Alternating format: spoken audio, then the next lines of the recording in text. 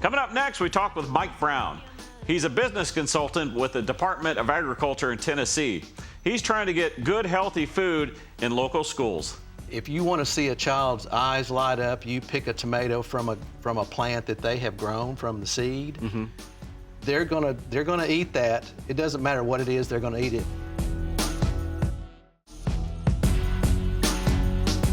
All right, we're here with Mike Brown. Now, Mike, you're a business consultant, but it's in agriculture. So That's correct. Explain what you do. I work in our business development division of the Department of Agriculture, and I'm the food specialist. So I like to tell people that I want desperately to help farmers make more money. Oh. That's my job. And if we help farmers make more money, that trickles down to the general population and helps everybody.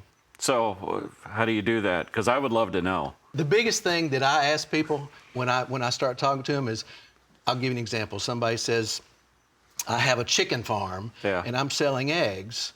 My first question to them is, how much do you charge for eggs?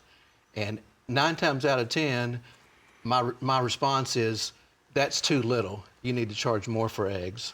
And most of the time when they take my advice, they make more money because they're charging more for their product. Your job, though, you do deal with like the school system, right? Absolutely, yes. So getting food to kids, right? Obviously, very important. Yeah. I remember when I was back in school, it was, you just got calories, right? Now there seems to be more of a push to actually get nutritious food. Right. And you're involved in that. Absolutely, I am.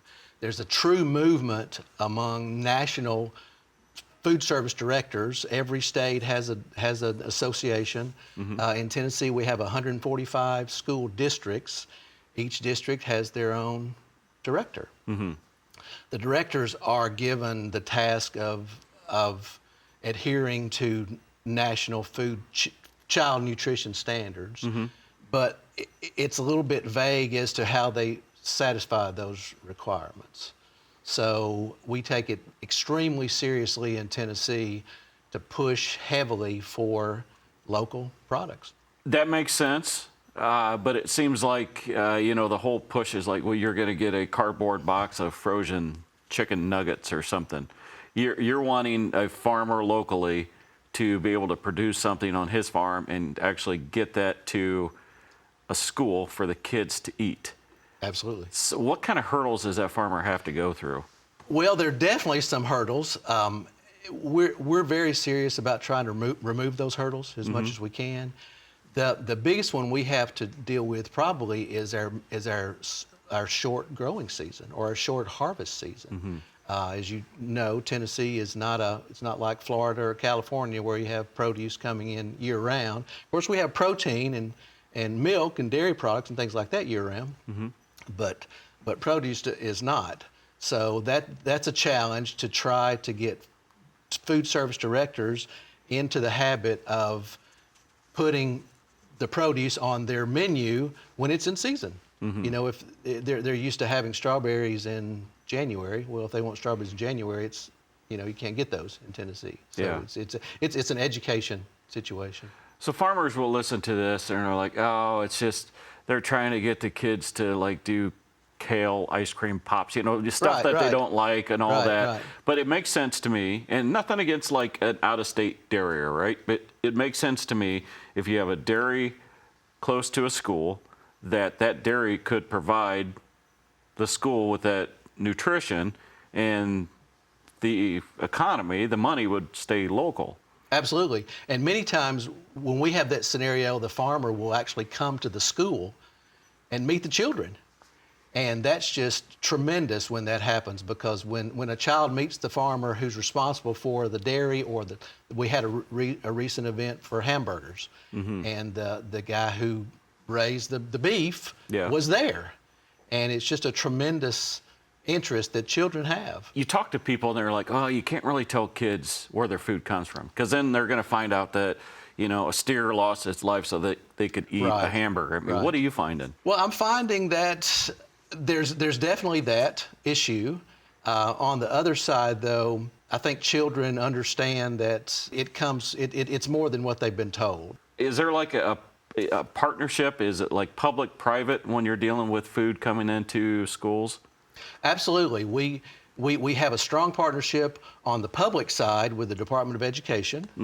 And on the private side, we have farmers all over the state that are aggressively pursuing this. Now, there are roadblocks or challenges for sure with this. A constant or a common challenge is that a farmer may have a limited number of, just say, watermelons that come in, and there's not enough to satisfy the whole school's need for that period.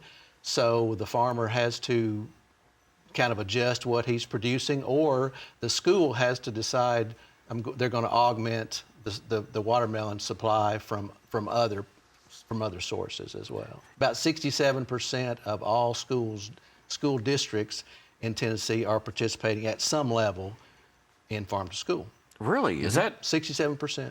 That equates to about 1 million children, just south of 1 million children that are affected in Tennessee. A lot of those will be on school site gardens, which is a tremendous success. We have about 340 of those in the state.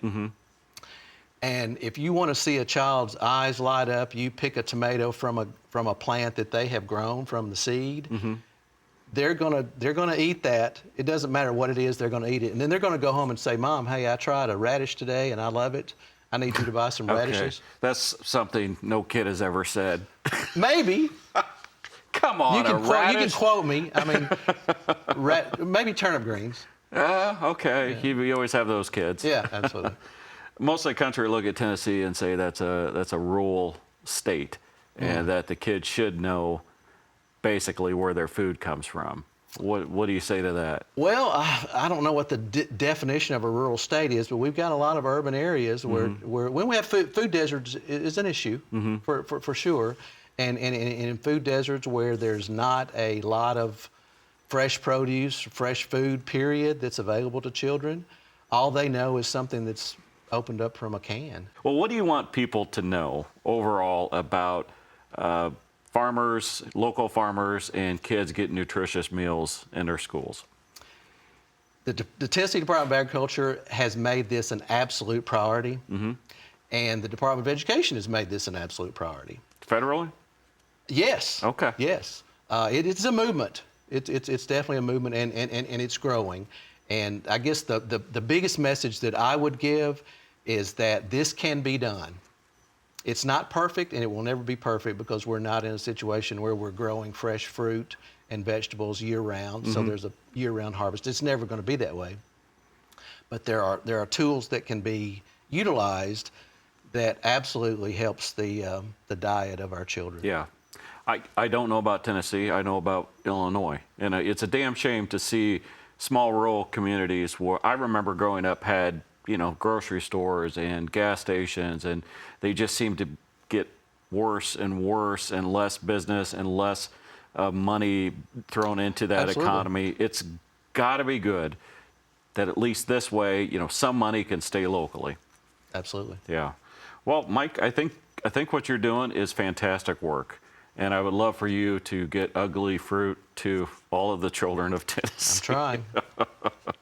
Mike Brown, a business consultant with the Tennessee Department of Agriculture. I know you're a busy guy. Thank you so very much for talking with us, and thank you for everything that you're doing for agriculture. Well, thank you. Thanks for having me. You bet. Thanks for spending some time with us here on Shark Farmer TV. For more stories about people in agriculture, catch my shows on Rural Radio Channel 147 Sirius XM.